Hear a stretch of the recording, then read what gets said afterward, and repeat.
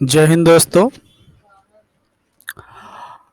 आज संविधान की भाग दो स्टार्ट कर रहे हैं। संविधान में कुल 22 भाग हैं, 395 अनुच्छेद, 12 अनुसूचियां हैं। तो जो इसमें दूसरा भाग है उसमें अनुच्छेद आर्टिकल 5 से 11 तक है। आर्टिकल 5 से 11 में क्या है, नागरिकता का वर्णन किया गया है। इस चैप्टर का नाम है नागरिकता। तो नागरिकता का इसमें वर्णन किया गया है, नागरिकता के बारे में बताया गया है। नागरिकता का बता रहे हैं आपको। नागरिकता का वर्णन सबसे पहले अरस्तु ने किया था। अरस्तु अरस्तु 155 देशों, लगभग 155 देशों का संविधान का उसने स्टडी किया था। नागरिक के पास मूल अधिकार और मूल कर्तव्य दोनों होता है। जैसे आप नागरिक हैं तो आपके पास मूल अधिकार और मूल कर्तव्य दोनों होता है। संविधान लागू होने के समय भारत में कौन कौन नागरिक हुआ? अब सवाल ये उठता है कि संविधान जब भारत में लागू हुआ 26 जनवरी 1950 को, तो उस समय कौन नागरिक हुआ भारत का? तो अनुच्छेद 5 में लिखा है, जो भारत में जन्मा हो वह नागरिक है। यह संविधान लागू के समय है। जो भारत में जन्मा हो वह भारत का नागरिक कहलाएगा, या उसके माता पिता भारत में जन्मे हो। जैसे जब आंदोलन चल रहा था आज़ादी के समय, तो उस समय बहुत लोग क्रांतिकारी आंदोलन विदेशों में करते थे। जैसे लाला हरदयाल हो गए, जर्मनी में हो गया, लाला हरदयाल हो गए, कुछ लोग जर्मनी में कर रहे थे। मतलब तमाम विदेशों में, जापान में हो रहा था। ऐसे कई देशों में भारत के पक्ष में जो भारत के नागरिक थे वहां पे जाके रहते थे, उन्होंने वहीं से अपना क्रांतिकारी आंदोलन चलाया था। तो उसी आधार पे ये 3 पैमाना दिया हुआ है। जो भारत में जन्मा हुआ नागरिक है, जो भारत में जन्मा हुआ तो नागरिक ही है। उसके माता पिता, उसके माता पिता भारत में जन्मे हो। जैसे कोई बाहर है, अब उनका भारत का नागरिक है, वहां से आंदोलन कर रहा है, तो उसका जो बच्चा है वो तो भारत का ही कहलाएगा।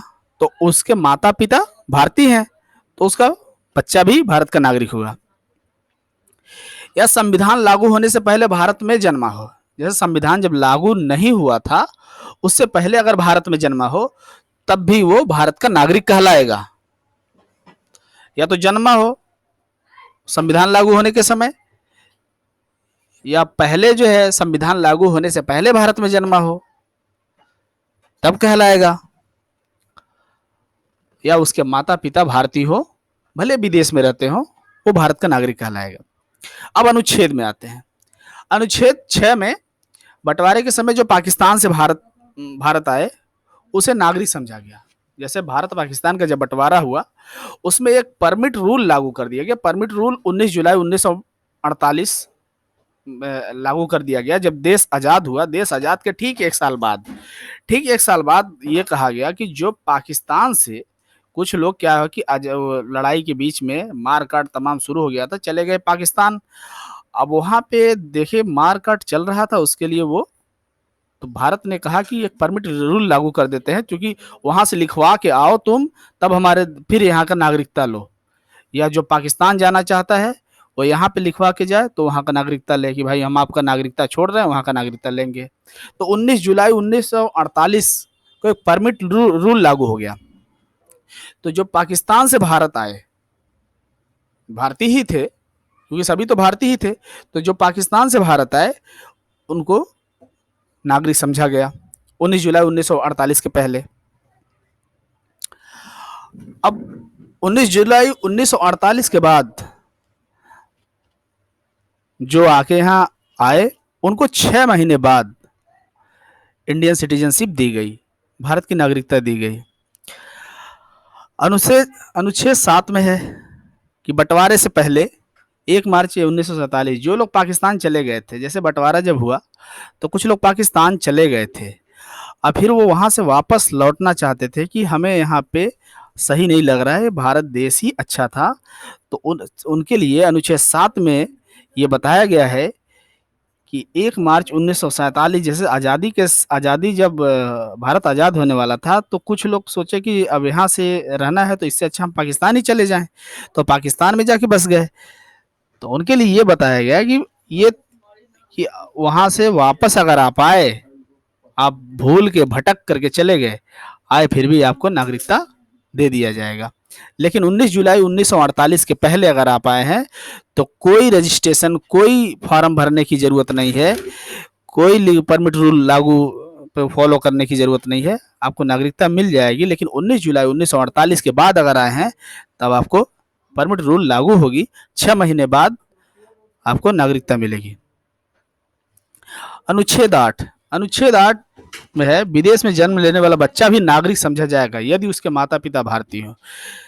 जैसे कुछ लोग के माता पिता विदेश मंत्रालय या अन्य जगह विदेशों में काम करते हैं, तो अनुच्छेद 8 के तहत यह बताया गया कि उनके माता पिता अगर भारतीय हैं और विदेश में जन्म लेने वाला बच्चा अगर यहाँ का है, और जैसे कुछ लोग सऊदी अरबिया में रहते हैं, दुबई में रहते हैं, तमाम देशों में अपना वर्क करते हैं, अमेरिका में रहते हैं, तो उनका जो बच्चा होगा क्योंकि उनके माता पिता भारतीय हैं तो भी भारत के नागरिक कहलाएगा। अनुच्छेद 9 में यह बताया गया कि यदि कोई व्यक्ति स्वेच्छा से भारत से जाकर किसी अन्य देश में नागरिकता ले लेता है तो उसकी नागरिकता खत्म कर दी जाएगी।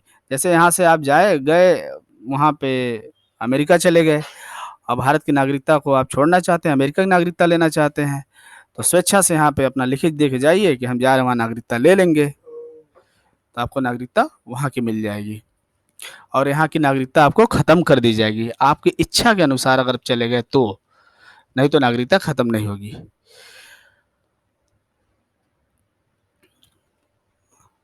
अनुच्छेद 10 में यह बताया गया है कि आपकी नागरिकता तब तक बनी रहेगी जब तक कोई देश विरोधी कार्य नहीं करते हैं। यानी कि नागरिकता आपकी तब तक खत्म नहीं करी जाएगी जब तक आप कोई देश विरोधी काम नहीं करते। जैसे भारत चाइना से युद्ध हो रहा है, उसी समय आप जॉब की डिमांड करने लगे सरकार से, चाइना जिंदाबाद, पाकिस्तान जिंदाबाद बोलने लगे, तो ऐसे देश विरोधी नारे लगाने लगे, देश विरोधी काम करने लगे, तो इस स्थिति में आपकी नागरिकता खत्म कर दी जाएगी। अनुच्छेद 10 में यही बताया गया कि नागरिकता आपकी तब तक बनी रहेगी जब तक आप देश विरोधी कोई काम नहीं करते हैं, आपकी नागरिकता खत्म नहीं होगी। अगर देश विरोधी काम कोई करते हैं तो नागरिकता खत्म कर दी जाएगी। अनुच्छेद 11 में है, नागरिकता पर जो कानून बनाने की शक्ति वो संसद को है। चाहे तो किसी को कानून बनाकर नागरिकता दे सकती है, चाहे तो किसी को कानून बनाकर नागरिकता रद्द कर सकती है। आपको मालूम होना चाहिए कि नागरिकता जो अमेंडमेंट हुआ, जो सिटीजनशिप अमेंडमेंट हुआ, एनआरसी सीए जो चल रहा था, ये संसद ने इसी पे कानून बनाया है। इस पे आगे हम डिस्कस करेंगे कि कैसे कैसे कितने बार नागरिकता अधिनियम बने हैं, किस अधिनियम में किसको इजाज़त दी गई है नागरिकता लेने की। अनुच्छेद 5 से 11 तक का यहीं तक। आगे अभी नागरिकता के संबंध में ही आगे जो अधिनियम पारित हुए, जितने बार अमेंडमेंट या संशोधन किए गए, उसको अगली वीडियो में बताते हैं।